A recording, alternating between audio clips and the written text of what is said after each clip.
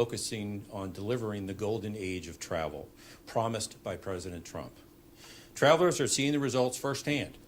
Families are able to visit the airport, keep their shoes on, families stay together in the family-friendly lanes, and our military members are going through the checkpoints in a quicker and easier manner than ever before.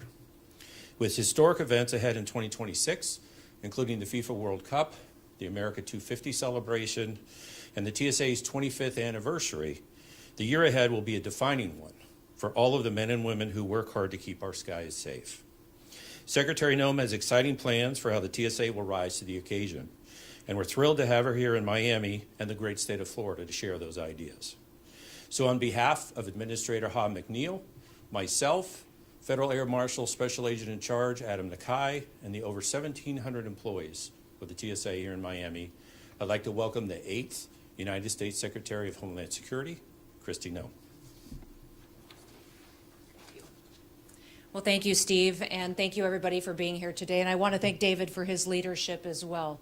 I want to recognize the outstanding individuals behind me and thank them for their service. These TSA security officers do hard work every single day to make sure that when people are flying and crossing our country and traveling to other countries, that they can do so safely. But they also can do so in an environment that is convenient and efficient and friendly. And the individuals behind us are a prime example of doing that job and doing that work every day and doing it with excellence. We're here at the Miami International Airport to talk about two different things. We want to talk about the investment that is being made in security, but also to talk about what they have accomplished as far as making America safe again. Under President Trump's leadership, TSA has undertaken a large role in making sure that we're going after criminals, terrorists, and drug trafficking that could happen over our skies and through our flights that go across our country, but internationally each and every day. I want to talk about some of the results that they've had over the last year and highlight the work that is so important that our security checkpoints interdict everyday individuals that are dangerous, but also why these technology upgrades that we'll be investing in are so important to the future. We are working, and what has happened here at this airport is that over the last year, they have prevented over 10,000 individuals from traveling that had ties to narco-terrorism. 85,000 individuals that had similar ties to terrorists and to terrorists on the watch list in the United States. Miami has a human trafficking unit that has done over 2,200 inspections over the last year and made 24 child exploitation arrests, and then also took 60 adverse actions in order to revoke over 90 passport revocations. It's incredible the work that they have done to keep people safe, which is the mission that the Department of Homeland Security seeks to do every single day. In fact, this human trafficking unit also removed 85 different firearms, 82 of them which were loaded at the time that they removed them. The tactical response team did over 2,089 inspections, took 71 adverse actions, and had 22 different nominations to the terrorist screening data set, which is so important for us to be able to work from in order to keep terrorists out of our country or remove them when necessary. They interrupted multiple individuals that were suspected of espionage and tech acquisition, which is so important to protecting our country in the future. And the Port Operations Command Center, the Regional Carrier Liaison Group, they denied boarding to 9 different individuals that were on our suspected and terrorist screened database that is so important to keeping individuals with ties to terrorism around the world off of our airlines and out of our transportation networks. As you can see, what happens here at the Miami International Airport is incredibly important to the security of the United States of America. This is one of the busiest airports in the world. In fact, under Steve's leadership and David's leadership, they have brought in not just the golden age of travel, but they've also incredibly focused on keeping that travel secure and making sure that it focuses on hospitality as well. We have over 1,700 TSA employees here. They average 70,000 passengers per day, but just recently broke their all-time record of passengers screened at close to 100,000 people on January 4th of 2026. In fact, in 2025, 25 million people went through this airport. They're now undertaking a $9 billion modernization plan. They're investing in technology to make it more efficient for passengers to go through their checkpoints and to do so in a way that makes the experience pleasant for them as they travel with their families and their friends. TSA is putting $100 million into that investment, but just recently we've also announced that we will be spending another $1 billion in technology upgrades across the country in our airports to partner with them on what they can do to keep Americans safe. We'll be increasing our canine presence with teams that will deploy all across the country, computed tomography and enhanced imaging technology. In fact, here at Concourse D at the Miami airport is a state-of-the-art concourse that is allowing passengers to get screened over 30% faster. They're using an automated return system that's allowing 500 different bins per hour to be returned automatically, saving the passengers time so they can get to their gates and get on their flights quickly. There's cross-screening lanes that have been invested in, and that's allowing multiple passengers to screen their baggage at one time so the process can go quicker. They're rolling out bulk resolution tech, making the possibility for liquids and more personal items to go on airplanes with individuals as long as they are deemed safe. They're implementing biometric gates, and will be implementing also TSA touchless pre-check ID, and making targeted upgrades at the busiest airports. With these security upgrades, it'll be invested in not just here at Miami, but across the country at those busiest airports. That $1 billion will make sure that we continue to keep America safe, but even those who travel into our country and visit us, that they will continue to be safe as they do that. We have big events coming up.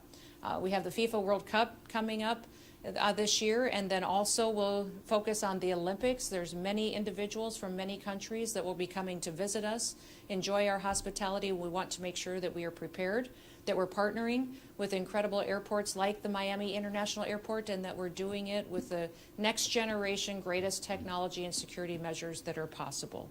We're excited about the future, what they've done to stop terrorists and criminals from coming into our country, and also removing those that may already be here, but also what we can do to make sure that we're prepared for the future and any threats that may come as well, while people enjoy the travel that is the golden age of travel, just like President Trump promised the American people.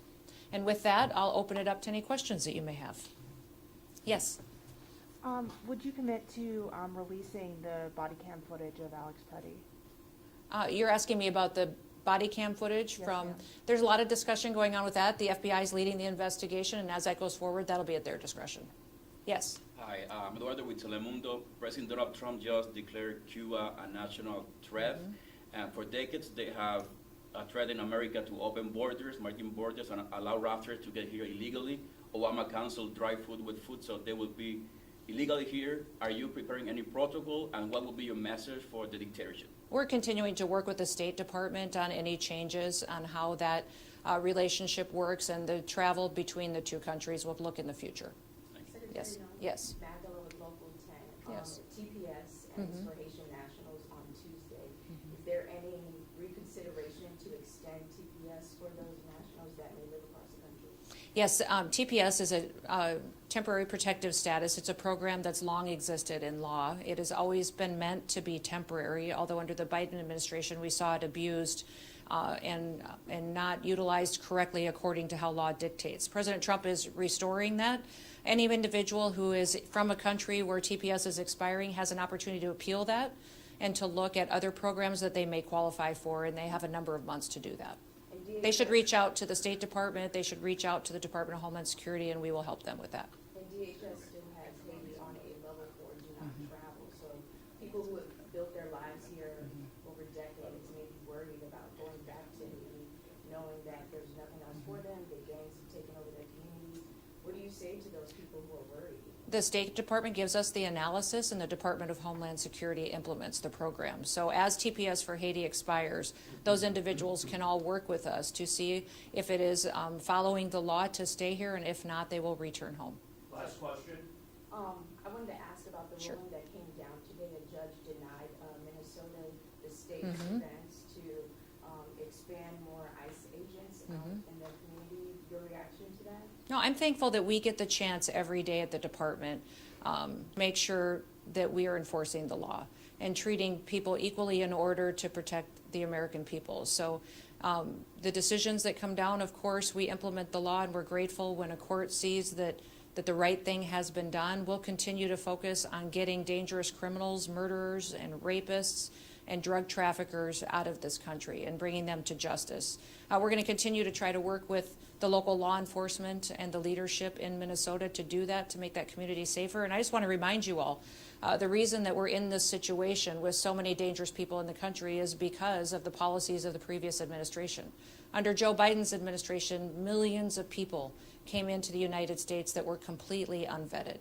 And we know for a fact that we had people that were terrorists, suspected terrorists, dangerous criminals that came in and have been perpetuating violence on the American people. We're so grateful that the border is safe and secure, but now we need to make sure that we're bringing Americans that safety and security as well. And the one data point I would point to all of you is the fact that we are seeing record low crime rates and murder rates in over 100 years. That because of the work of those law enforcement officers, communities are safer. We're seeing less perpetuation of violence, and that's exactly why they took the oath to do their jobs in the first place when they first signed up to be a law enforcement officer.